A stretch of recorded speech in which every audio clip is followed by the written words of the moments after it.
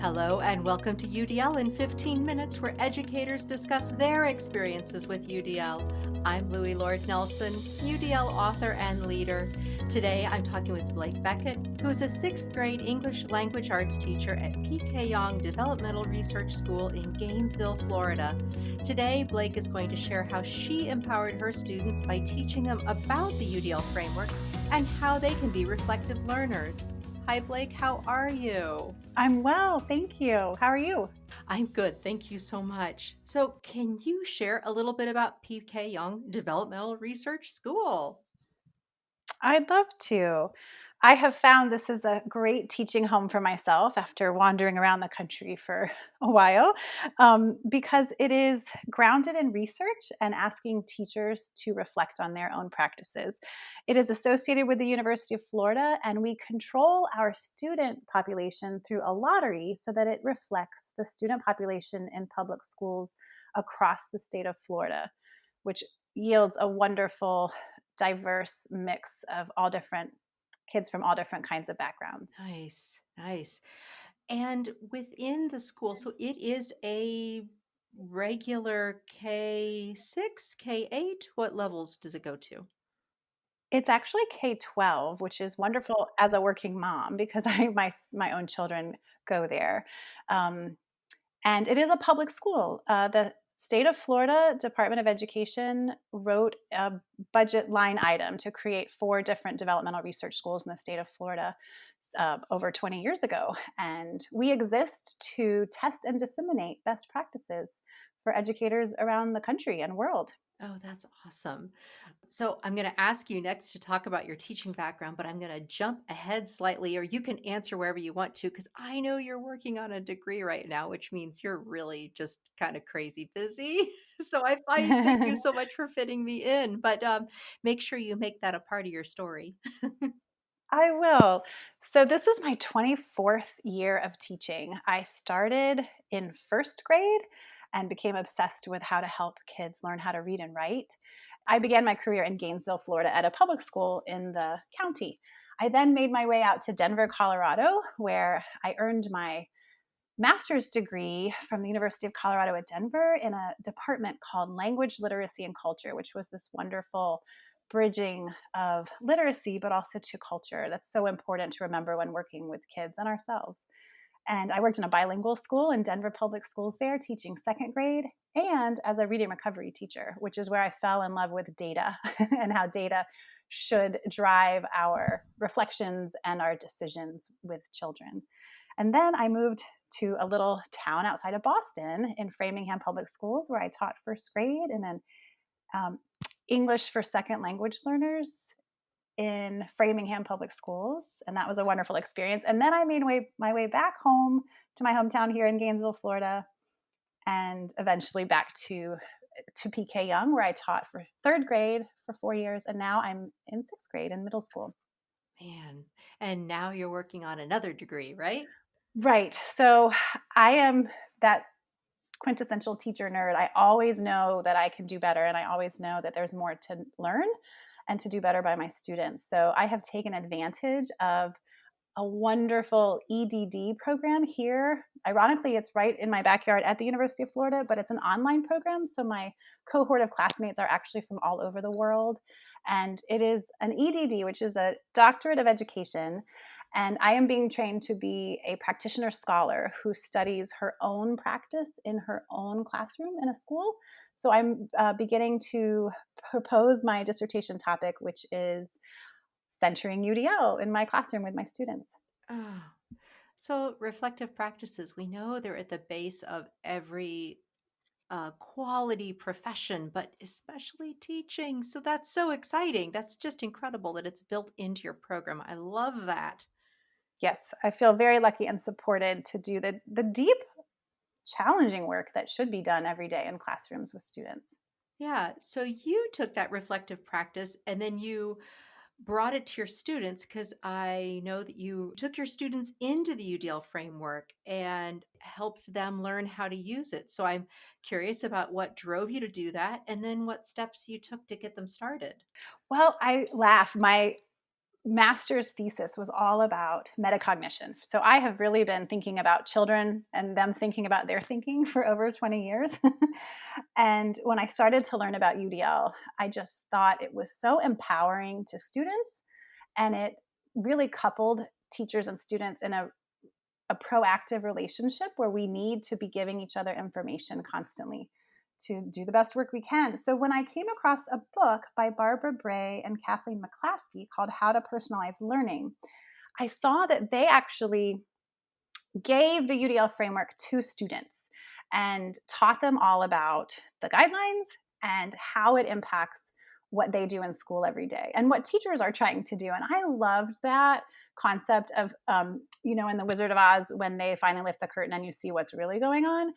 That's what I wanted to do with students. And sharing the UDL framework gave me that language and images to talk about what I was trying to do, my hopes for what I had prepared for them for each day.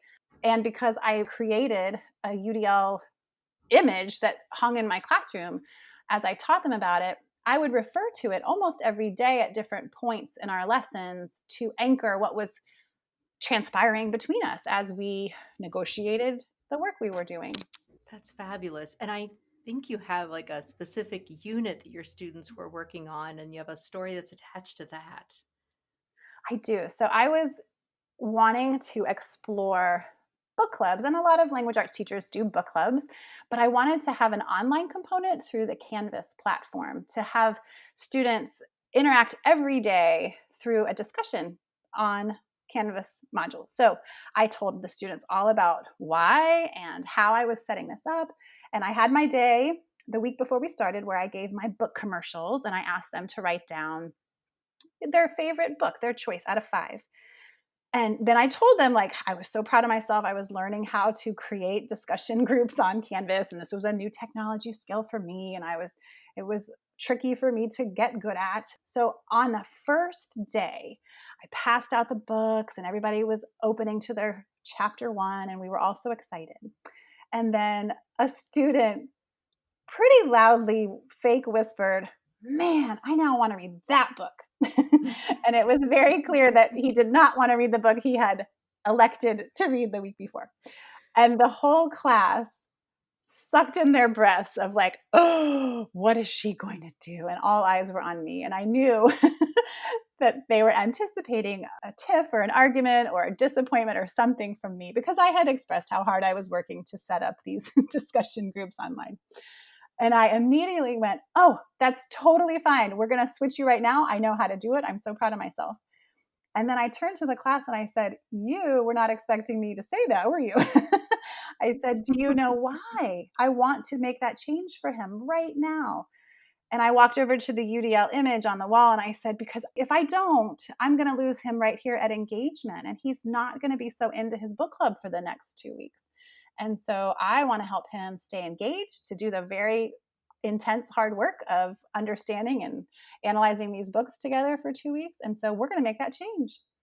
And it was just such a lovely tool to have that negotiation between teacher and student of what we're doing. I want us all to feel like we're working at a high level every single day, but I want us to know why and to be aware of how we can support each other in that. Right. Ah, so I have so many reflections, but I'll just try to narrow it down. So I was thinking about as you were telling that story that it's just beautiful the room you gave to the student to say, it's fine if you switch your mind somewhere, and I'm not even sure where it starts, but there's a mindset that's out there that it's as if as teachers we're supposed to say, well, you made your choice, you have to live with it. And I don't know where that came from, but it's just so exciting for me to hear that just kind of exploded and Mhm. left behind because it doesn't serve the child to learn. So that's the first reason I'm just so excited. And then the other part I was thinking about was that you said your students, I know how to change that. I'm so Mhm. excited because I learned how to make these groups in Canvas, and you were modeling resourcefulness and knowledge to them. Just by saying that, you were modeling to them, hey, you know what? I'm empowered to make this change because I learned something. So you benefit from my empowerment.